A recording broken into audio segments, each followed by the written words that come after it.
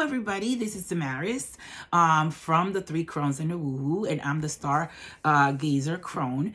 Gail, Krista, and I have been speaking behind the scenes about adding more content, adding more stuff to our podcast to keep you guys engaged and to keep you guys sort of like keep coming and keep being interested, so to speak, and keep sharing, right? The more the merrier.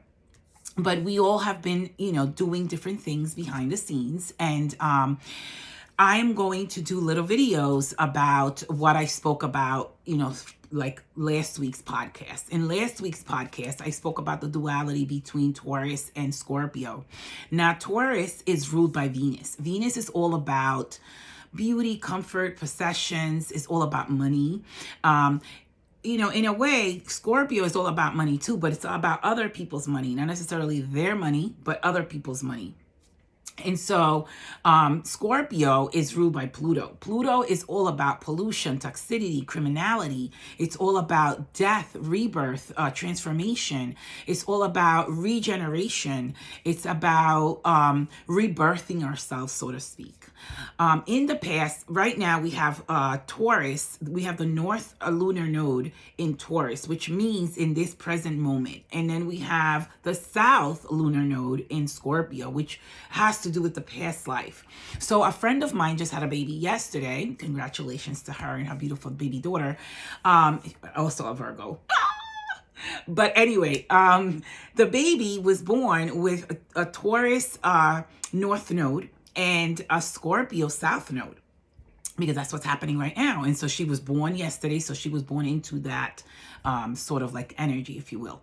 What does that mean for the baby necessarily? And she's just a day old, perhaps not even a day old. I don't know what time she was born, but anyhow, what does that mean for this baby that is coming into this life in this time? It means that she has to let go of anything that's not serving her from the past life in this life, right? As she gets older, usually at the age of 2, we energetically cut the umbilical cord from our mother, right? And then we begin our own karmic sort of like energy, and karmic soul energy. And so as the little girl gets older, she will be able to then come into her the past life consciousness, because she has to sort of like balance it out. And so whatever she's bringing in from the past life, what's going to happen is that everything that's unnecessary, that she doesn't need to carry as baggage, patterns, behaviors, attitudes, limiting beliefs, generational, karmic imprints, all of that in this lifetime, she is going to have to shed, so to speak. She is going to have to sort of like rebirth herself, letting go and rebirthing, right? In Taurus is all about your personal resources, right? It's all about the inner resources. What gifts does she bring into her life in this lifetime that she has to use as her personal resources? Whether it is, the ability to work hard physically, or the ability to work hard mentally. I don't know what her gifts are, but it is about shedding what is not needed right now in this lifetime from the past, balancing the karma that she brought on, and also going inward and finding out the inner resources that she brought in, the inner gifts, the hidden gifts, the psychic abilities, perhaps, because Scorpio is a very intuitive sign. It has a lot of intuition. It's a water sign. Taurus is more into the physical reality. It's more into the material reality. That means to me, just based off of those nodes, that this little girl that was born, my friend's daughter, baby, that means that she might have worked on her spirituality in a past life, but failed to work on her physical life. In other words, she spent her life, in meditation or prayer, in some sort of religious, community, where she was more focused on that than she was on the physical labor. So in this life, just based on those two things, is telling me that she is going to have to learn how to do the physical, how to use her inner resources, and then take those inner resources and externally use that gift, inner gifts, to use it for herself and for the masses. And so that's just based on the nodes. The duality for all of us in this time right now is also to get rid of whatever doesn't serve us anymore. Same thing. Whatever, in my situation, I have in the fourth house, I have Scorpio, and I have in the 10th house, I have Taurus. So what does that mean necessarily? That means that 10th house is career, fourth house is home. I'm going to have to find a balance between the two of them. I used to have a storefront in Babylon, New York, before the pandemic, and I was out of the house, working out of the house. I loved it. During the pandemic and the shutdowns, I had to close my store, and that was very hard for me. It was sort of like bittersweet, because I knew that, I wasn't going to be spending all that money in rent when nobody could go in there because I wasn't an essential worker. But at the same time, I was like, oh my God, I'm going to be by myself at home. Not seeing anybody, not connecting, not really meeting new people, not, doing what I love, because everybody was scared and everybody was, home and in a lockdown, so to speak. So I was very scared of what that meant for me in particular. And as I started praying and as I started asking Source to give me revelations, to give me answers as to what was going on in my life in particular, what was next in my life, and how I can utilize being home in some way, shape, or form and benefit from it. So what began to happen was that I began connecting, with different people, during the shutdowns, and during this time is when I also met the ladies from the Three Crones and the Woo Woo, and I began to be a part of the podcast. And thank you to Joanne, Barry Cologne, that introduced me to the ladies, and I was able to be a part of the Three Crones and the Woo Woo. And so, but a lot of things like that began to happen where I started meeting and connecting with people that I didn't even know that we met through social media, and some of the people were going through the same thing, emotional things that I was going through. And one of the best things that happened to me, I'm going to say, happened in April of 2020. When a friend of mine, Sean, came to answer some of the prayers, came to answer some of the prayers that I had put out there into the universe. And some of those prayers were about what is going on in the world. We've never been through a pandemic. The last one, I think, in the shutdowns, the last one, I think, was in 1917. So for me, this was something like, oh my God, we're living in the Twilight Zone. What's going on? And so I was very confused about a lot of things.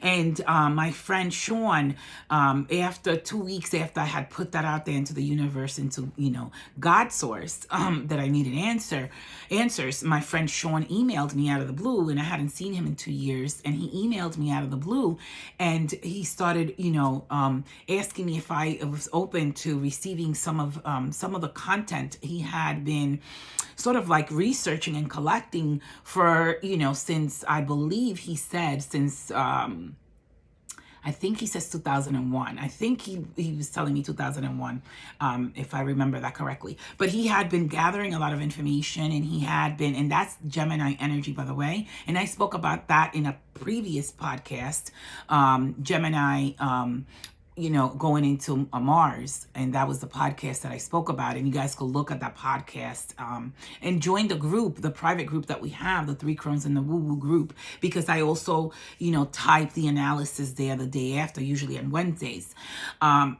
So he had been doing a lot of research about a lot of things that were going on in the world. And he had all of this information, and he wanted to share it with me, but he wanted my permission first.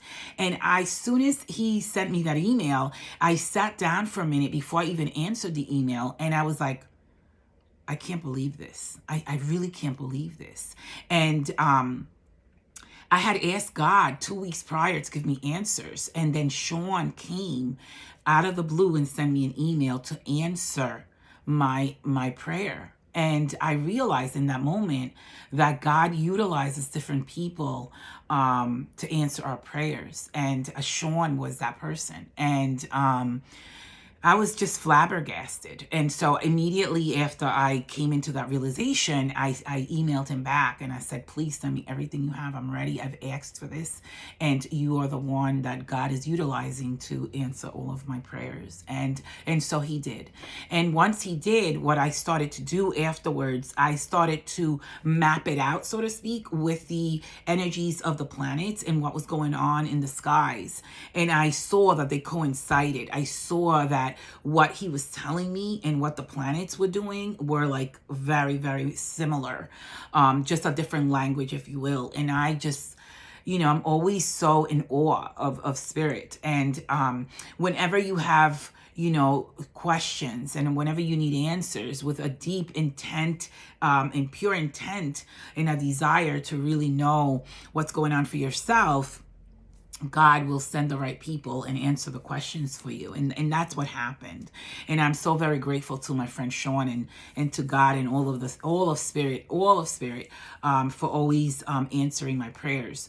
But anyhow, so Gemini and Mars, I'll just go back a little bit really quick. Gemini's and Mars, Gemini is going to find all the research, is going to start doing a lot of research and going to find a lot of answers. And then once it starts realizing all these answers, that the answers were hidden from that energy, it's going to get really upset. That's the Mars energy. It's also going to go out into the world and spread it through Sagittarius, which is its polar opposite. Sagittarius will take the information that Gemini has researched and bring it out into the masses. So the masses are going to find out everything that has been hidden and everything that we weren't aware of. And it could get ugly because of the Mars energy, but the Pluto energy is saying this needed to be unearthed, and this is the time that it needed to be unearthed. And this is the time when it's the time of the Great Awakening, the Aquarian age. And right now, Saturn is in Aquarius, and Saturn is the planet of karma. And so Saturn is traveling through Aquarius right now, and wanting us to take responsibility for what has happened. In other words, we were just, so distracted. I'm going to use that word. We were so distracted with, TV, music, everything in life. We were just very distracted. We weren't paying attention. And because of that, Saturn wants us to now take responsibility so that an ownership of what we have allowed to happen to humanity. And it doesn't want us to be divided. It doesn't want us to fight each other. It wants us to come together as one human race, because it happened to all of us, right? It wasn't just one culture or one race. It happened to all of us pretty much. And so, Saturn wants us to learn the lessons, never again fall asleep, and take responsibility and ownership and come together as one, and not be divided. And so all these planets are playing such a huge role in everything that's happening. But I'll come back to Taurus and Scorpio. So Scorpio wants us to get rid of and discard anything that we don't need. Anything that, if we're cluttered, if a house is cluttered, or if our mind is cluttered, if we have limiting beliefs, if we, are holding on to, other people's possession in Scorpio's case, because Scorpio is all about other people's possessions, or if we're attached to other people, if we're dependent or codependent on other people, Scorpio says, no. Go into Taurus. Taurus says you have the inner resources inside of you. Tap into the inner resources and begin to utilize your inner resources, because your inner resources, your gifts, your talents, your abilities are going to be needed in the fifth dimensional reality that we're going into. And by the time that Pluto does its transit through the Capricorn sign and goes into the Aquarius sign in 2026, the the world would be a totally different world at that point.